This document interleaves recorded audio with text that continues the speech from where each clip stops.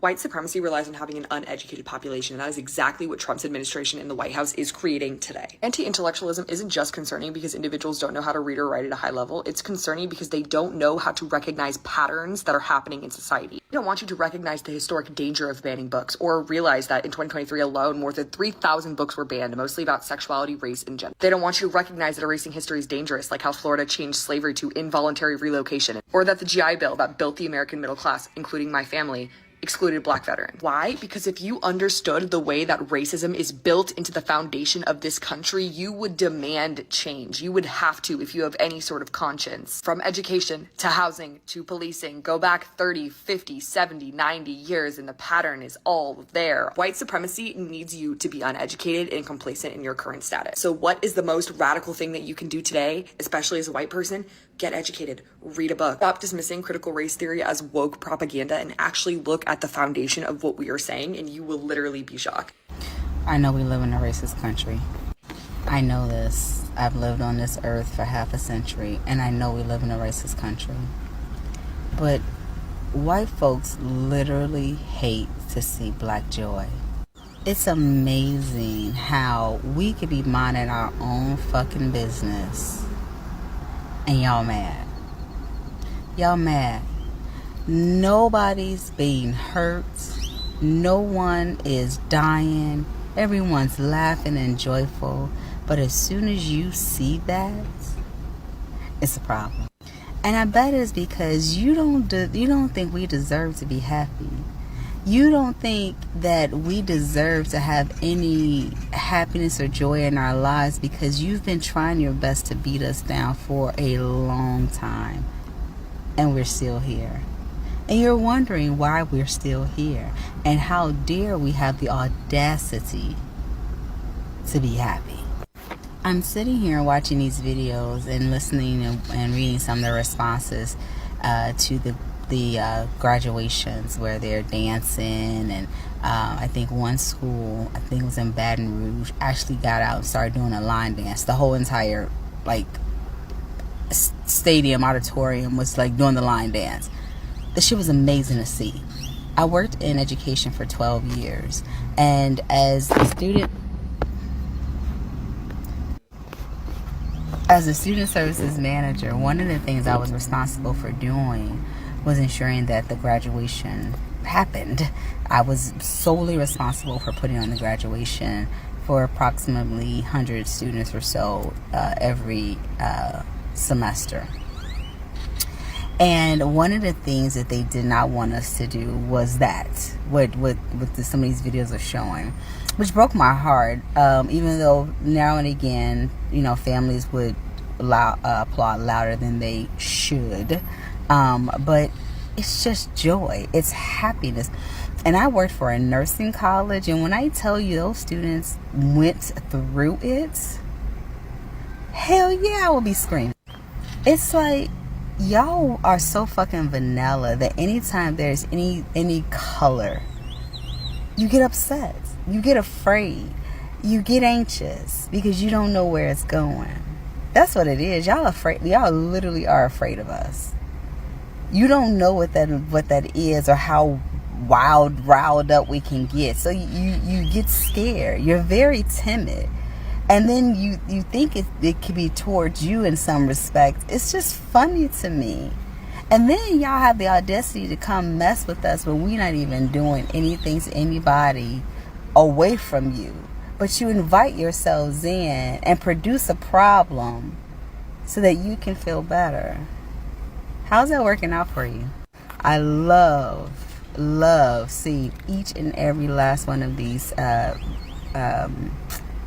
graduations where they're acting a plumb fucking fool. And I say, keep doing it. Make them angry.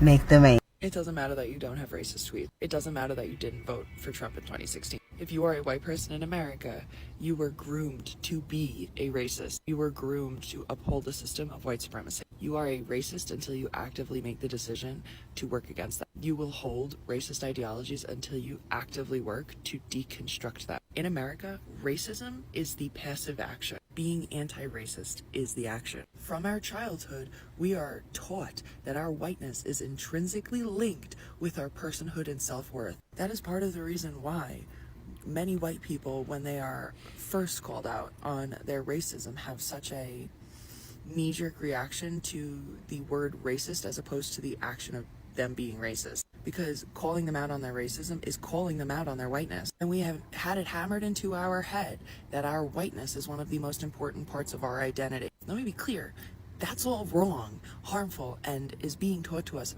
because they are grooming us to uphold the systems of white supremacy. But you are not automatically not racist, and you are certainly not anti-racist just because you don't have wildly racist tweets, just because you don't have a horrendous digital footprint. Things like Brooke's tweets are outright aggression, but your microaggressions have also always been aggressions. As white people, we are groomed to be racists, and I really don't think it's appropriate that other people are using the racist actions of Brooke Schofield to put themselves on a pedestal, to say, well, I've never been like that, so I've never been racist. I guarantee you have. You have been trained to be racist. You and your whiteness are being weaponized. And if you really feel that comfortable in stating that you were never racist, that you've never been racist, I implore you to sit down and actually introspect, because you may not have made the choice to be a racist, but the system made a choice to weaponize you and your race. And racism is the passive action. If you're not actively choosing to be anti-racist, you are being racist. Okay guys, welcome back to the channel. I hope you're all doing well. If you are a returning subscriber, thank you so much for your continuous support. It truly means a lot. And if this is your first time, welcome on this channel. We react to thought-provoking videos, share honest opinions, and encourage respectful conversation. So today we are reacting to a video that explores the persistence of systematic racism in the United States and why some people believe expression of black joy, black excellence, and community success are sometimes met with hostility instead of celebration.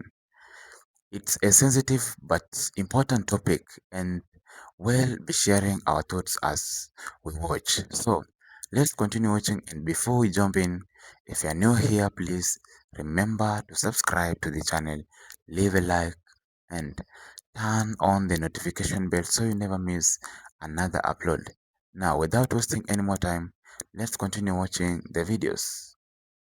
Despite making up 13% of the population, black people commit more than 50% of crimes. Number one, shut up. Number two, the statistic is racist. And number three, I'm going to explain why to other white people who are stupid to not understand what this means. Number one, black communities are heavily over-policed, meaning they are more likely to be targeted by police officers than people who are, say, white. The second reason, white people have more connections to police officers around the country, meaning that if they are arrested, it's easier for them to get off and have nothing on their record. The third reason is that if you don't know this, the CIA actually did introduce drugs to low-income black areas. Not to mention, the first police department in America was designed to be a, quote, slave patrol to bring an enslaved person back to that plantation. So if you have any critical thinking skills at all, you would understand it's not that black people commit more crimes, it is that they are arrested, prosecuted, and treated inhumanely to the point that they are vastly overrepresented in our prison system. If we can depend on the right to do anything, it is to be deplorable. And on this Memorial Day, they did not disappoint. Starting with Dumpy Pants himself and that ridiculous post he made this morning, talking about literally everything but the sacrifices of our troops, right down to the KKK and neo-Nazi march and rally in Kansas City yesterday. Patriot Front held a rally yesterday. They then held a march afterwards. If you've never heard of Patriot Front, they are a white supremacist hate group, self-proclaimed ashes, and are all in on the MAGA front with 47. If you've never heard of Patriot Front, it's because they used to be Vanguard America.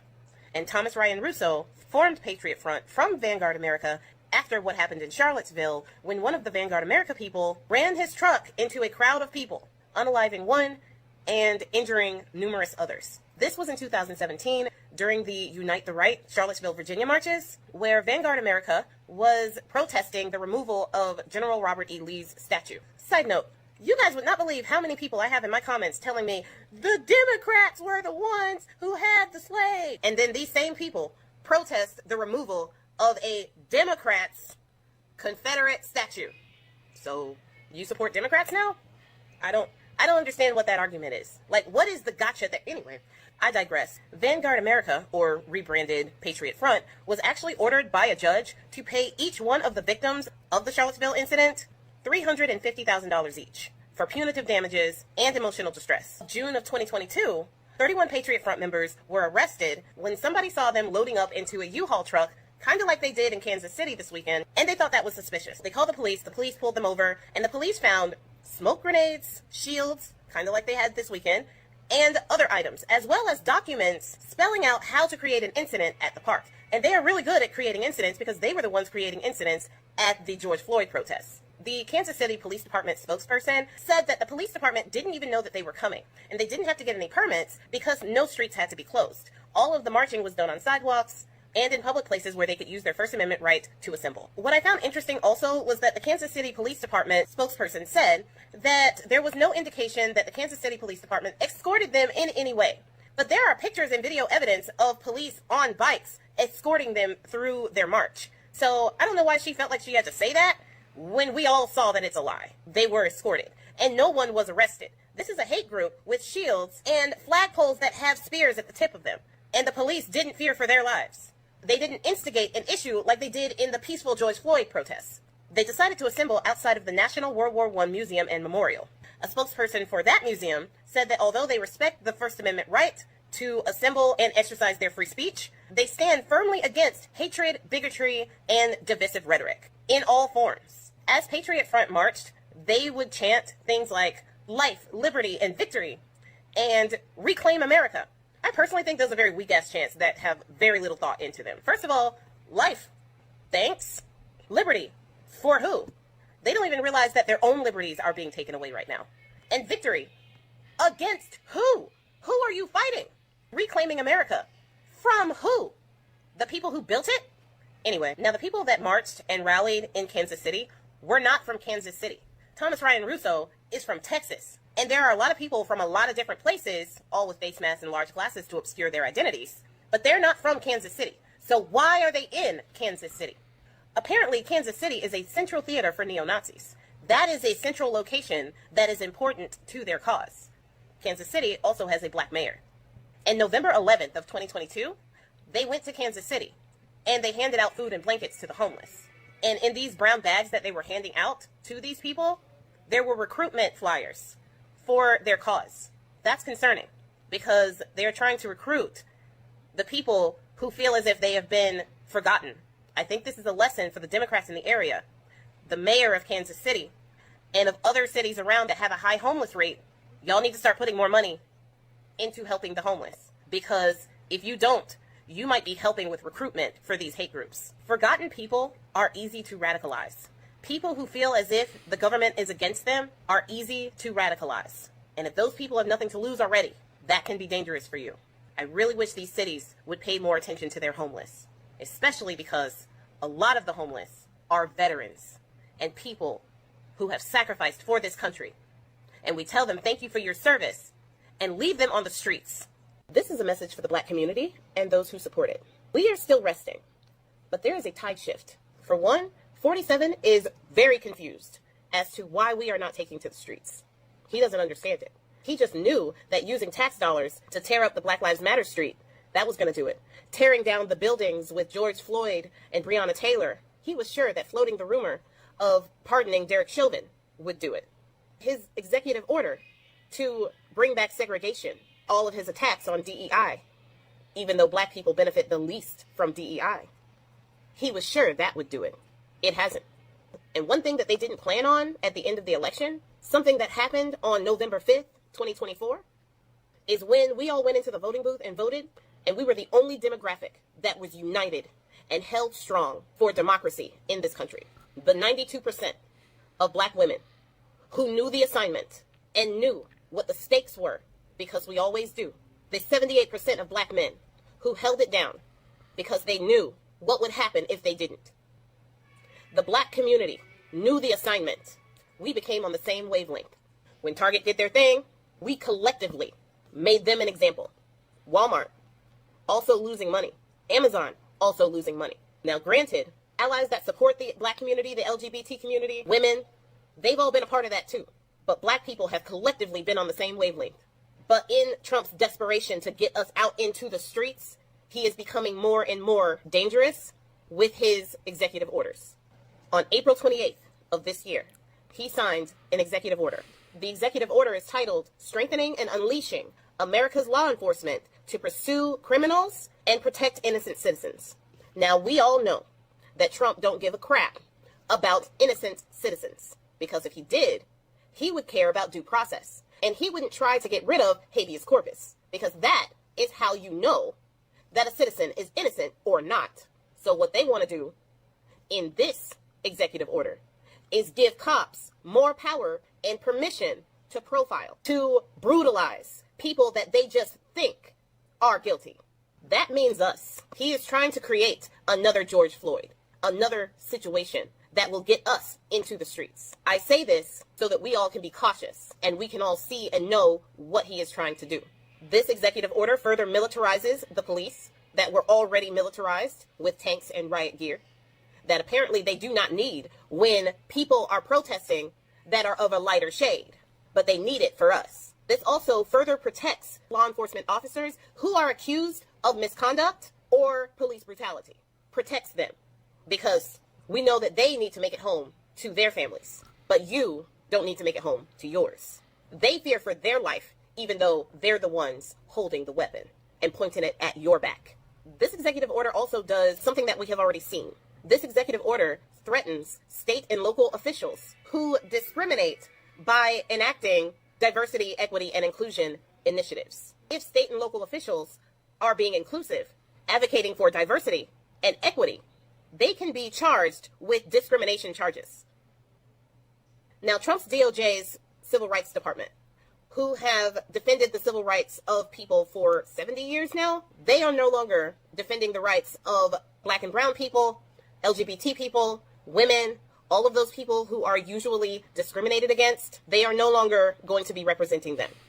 So if you have an issue of discrimination, the DOJ will no longer represent you because of discrimination. Make it make sense. They will now be focusing their attention on discrimination against white Christian people because they are the most discriminated group by far.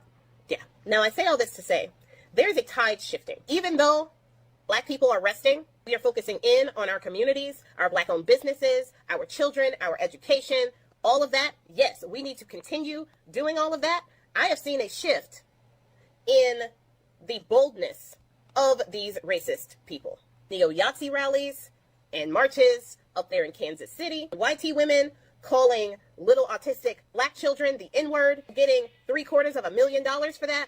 But then there have been videos of black people letting those racist people know who think we are going back to the 1930s during the times that we were hanging in trees, that they were having picnics with us as the main course. Times where they could tell us which swimming pools to swim at, which water fountains to go to, where to sit on the bus. Alabama today is trying to resegregate its schools. Problem is, black people like me were born into freedom. It's going to be real hard to put that genie back in the box. So even though black people are resting, we're not going back to 1930. We are a different breed. But I say, be cautious, because 47 has already started putting things in place, specifically for us, because he wants us to protest. And when we protest, he will enact martial law. And he already has the orders in place to do that. We need to know the enemy that we are fighting. So what do? Stay out of the street. Do not protest, no matter what happens. What we will do is we will continue to organize and protest with our wallets, cheer on our allies who are out in the street, strengthen the black community, and to be there for each other. We will continue to support black-owned business with our wallets and our presence. We will continue to be united as we were on the 5th of November 2024 when we tried to save this country. We will continue to do what we do best, thrive in our excellence, even during the hardest times. Love y'all. I don't usually say this, but share this video to somebody that you think needs to hear it. Okay, welcome back. Right from the beginning, the video raises a powerful question. Why is it that when black communities celebrate success, achievement, or simply enjoy themselves, those moments are sometimes viewed with suspicion instead of happiness? That is a question that immediately gets people thinking. Before we even agree or disagree, it's worth asking ourselves why these conversations continue to come up in today's society. The videos argues that black joy is sometimes misunderstood, whether it's a graduation party or a neighborhood celebration or a successful black-owned businesses. Some people see those moments as something negative instead of something worth celebrating. If that is happening, then it's important to ask why. Why should anyone's success or happiness make another person uncomfortable? One thing that stand out is how the discussion encourages us to think beyond individual incidents. Instead of focusing on one viral clip or one controversial story, it asks us to look at larger historical and social patterns. That is important because history often shapes the present more than we realize. The conversations then moves into systematic racism. This is one of those topics where people often have very different opinions. Some believe systematic racism continues to affect education, housing, employment, healthcare, and criminal justice. Others believe society has changed significantly and that individual choices matters more than today. Regardless of where you stand, it's a conversation that is impossible to ignore because millions of people continue to debate it. Another interesting point is the difference between saying, I'm not a racist, and actively working against racism. Some people believe simply treating everyone equally is enough, while others argue that more intentional actions indeed to address long-standing inequalities. It's definitely an interesting discussion, and I'm curious to hear what you all think. The video also discusses politics, especially debates surrounding diversity initiatives, policing, education, and government policies. These issues have become highly political in the United States, and depending on which news source some follows, and they may hear completely different explanation of the same event. That is one reason these conversations become so divided. Another point focuses on economic empowerment. Instead of encouraging conflict, the message emphasizes supporting black-owned businesses, investing in communities, and creating strong economic opportunities. Strong local business create jobs, strengthen neighborhoods, and provide opportunities for future generations. The discussion also looks at a back on American history, arguing that many of today's inequalities developed over centuries through slavery, segregation, discriminatory policies, and unequal opportunities. Whether discussing housing, education, or wealth, history continues to influence modern society in many ways. The video also introduces the idea of zero-sum mindsets. They believe that if one group gains opportunities or success, another group must automatically lose something. But society doesn't always work that way. One community succeeding doesn't mean another community has to fail. Progress can benefit everyone. Another important point is perception. Similar actions can sometimes be interpreted differently depending on who is involved. Two groups may be doing the exact same thing, yet one is viewed as harmless while other one is viewed with suspicion. Whether people agree or disagree with that observation, perception plays a major role in how experience uh, the world is.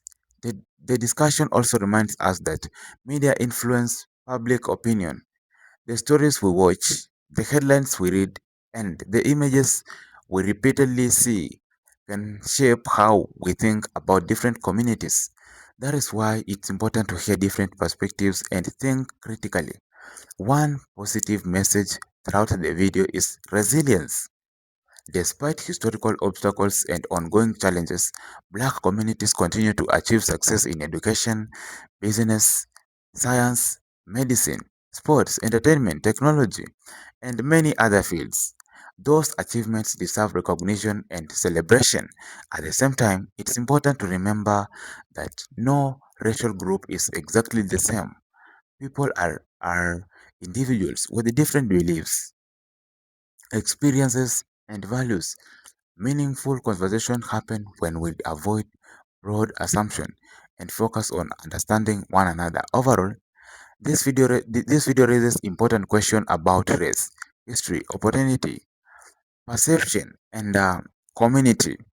Whether you agree with every point or challenge some of these arguments, it's a conversation worth having because this issue continues to shape society today. Now, I want to hear from you.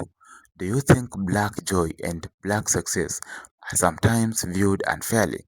Do you believe America has made significant progress, or do you think much more work still needs to be done? Share your thoughts in the comments below and let's keep the discussion respectful. If you've enjoyed this reaction, please don't forget to leave a like, subscribe if you haven't already, and turn on the notification bell so you never miss another upload. Thank you so much for watching and I'll see you in the next video.